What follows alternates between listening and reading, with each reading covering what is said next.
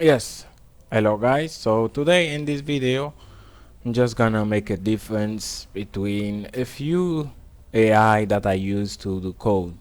So first today we're gonna start by telling the difference. Compare ChatGPT, like Deepseek, and Gemini, Google Gemini. This is the three AI I use to do code assisting, not vibe coding, code assisting. So when I need some help, so this is the three AI that I I choose like assistant, and they can help me. So what is the right AI for you?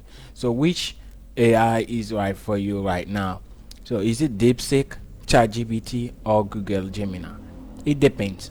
Me personally, I only work with Python. So I'm only working with Python, and most of the time what I do, it's like desktop application. So and I use a few GUI framework like PQ5, PQ6, B-side. So I use them and to make desktop application. And sometimes when I have problem, so I use Deepseek or ChatGPT or also Google Gemini. But it depends on what, because now if you're trying to lose or something, like if you want a lot of line of codes, you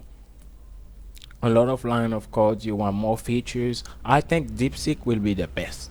If you want more features into your application, like you shared about ideas or features to put in your application, DeepSeek is the best. DeepSeek will give you a lot of line of code, more than 300 and more than 600 lines of code if you want to generate code. But if you're looking to something easy, something efficient that gonna work right away, I think ChatGPT will do that the best, because ChatGPT gonna give you a small block code of code, and it's fast. You don't have to wait a lot of time, like 1 2 minutes to have that code, and it gonna work. It works, and it's short. But so that means if you want a lot of feature, if you want a lot of thing, don't think about ChatGPT, because you're not gonna get that. And if you want to better understand your code, if you want a review, a well detailed review, bro, Google Gemini is the best. Never mind, Google Gemini is the best. If you want a good review about your code, you want to do this, you want to understand the code, because sometimes people think coding is only like copy paste code. Now vibe coding, it's not that's why I didn't mention vibe coding, because vibe coding now people don't try to understand the code. They don't try to review it. They only doing let the let the agent work for them, and that's it.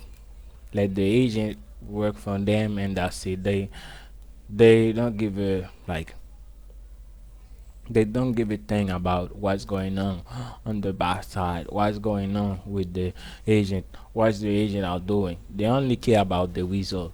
They don't care about the code. They don't try to review the code to document the code. They only focus on, I want to do this and build this for me. And once the agent finish to do it, so they don't care about the code. So that's why most of people have been saying it's difficult to make this code, or to make this application scalable, because once you want to make it scalable, you have to understand the code, because at some point your software gonna arrive at a point that the AI can't help you anymore. So you have to understand the code, you document the code very well, so that means you can also understand it, and future developers who are gonna work with you can also understand the code, and we can move forward with that application. But if you don't even understand what you're writing, so that's gonna be difficult for you. That's why I think most of the time I use Google Gemini, but also a good resource could be Perplexity AI. Perplexity AI is good also. It can give you good review, and also it can give you a source like link. So if it's telling you this, it also giving you a source where it get that information.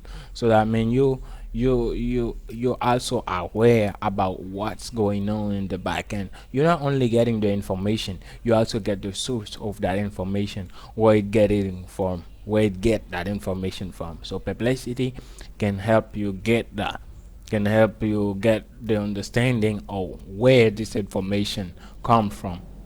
And I say, but for me mainly, the two AI I use for to assist me in coding, it's Deepseek and ChatGPT.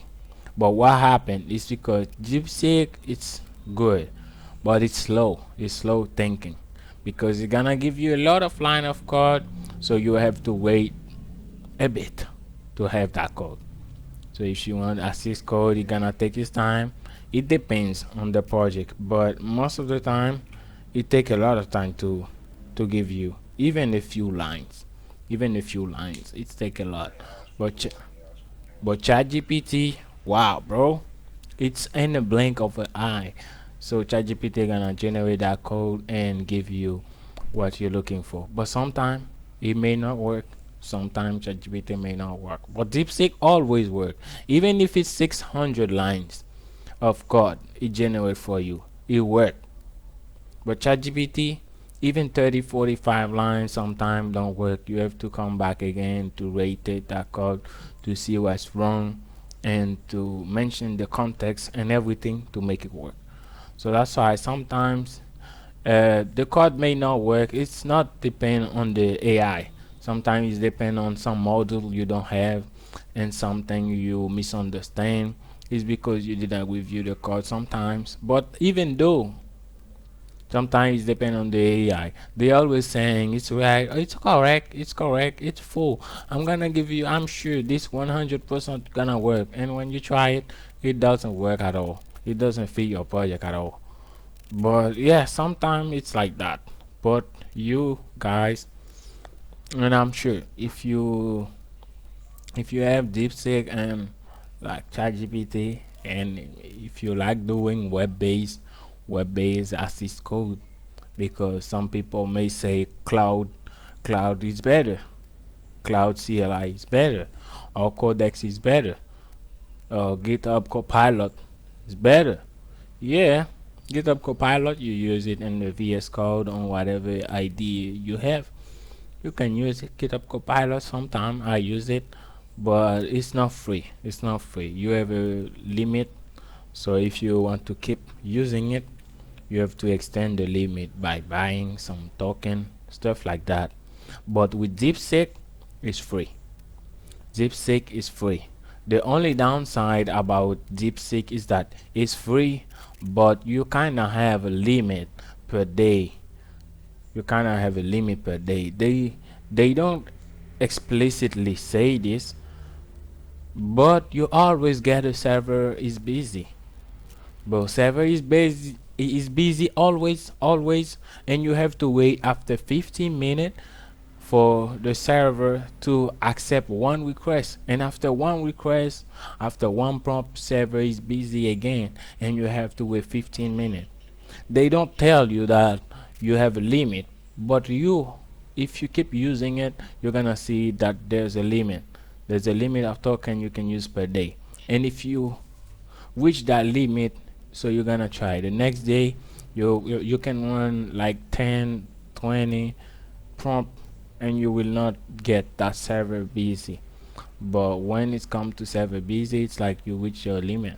And ChatGPT also, there's a free version, but you also have a limit. But the limit didn't stop you to use it. The limit don't stop you to keep working on it. It's not the same as DeepSeek. DeepSeek, when you reach the limit, you have to wait around 10 to 15 minutes. But ChatGPT, if you reach the limit of the model GPT-5, the program already switched to a lower one, to the lowest, so you can keep using it, you can keep working on the project. So it's not gonna affect that much. It's just gonna affect in the thinking. The thinking, like if it was fast, super fast thinking, now it's gonna be fast thinking. You're gonna have to wait a bit to get some information. if you could be able to like review some picture photos or files, but now you won't be able to review it. But but it's cheap. It's cheap thing. It's just $20. $20. $20, like it's just for a drink and a couple of sandwich. So yeah, but it's worth doing that investment. I'm not like telling you to do it, but if you can, if it help it like if it helps you in your job, you can do it. You can do this investment and you will see that it worth your $20. It worth your $20. So yeah, that was all for today, guys. I i wanted to inform you more about them, but yeah, this video it's a bit too much. So see you in the next video. Goodbye.